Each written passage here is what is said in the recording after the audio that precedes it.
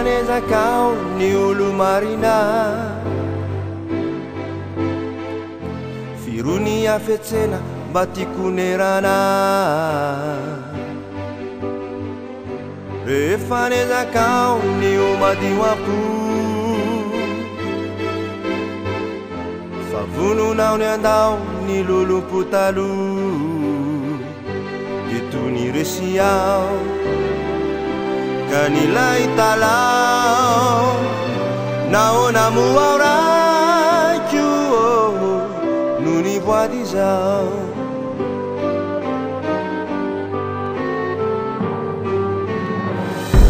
refanezakao ny manam-pahendrena ka hoe aforetoetra raha tsy mahonena niezakako ao ny ompandefitra fomaika atao miasay ireo mpanohitray tetony resy ao kanilay talao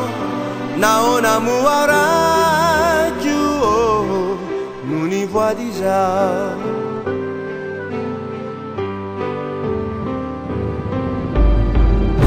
fa no ny teninao izay mampahery ay hoe tsy misy fiadanana ho aniratsy fanay fa efa voafetra ny androny rehetra zava-pona fa tsy toetra utanako ny tarigetra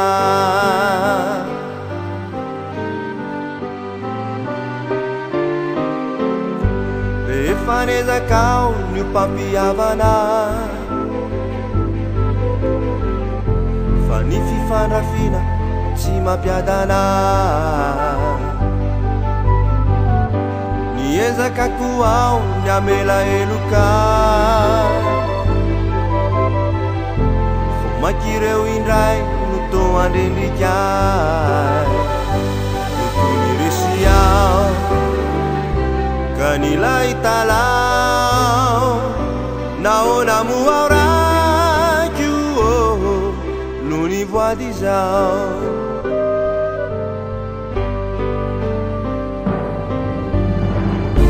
fa no ny teninao izay mampahery tsy misy fiadanana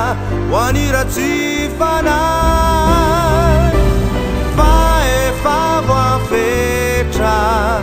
ny androny rehetra zava-pona fa tsy toetra utanako ny tarigetra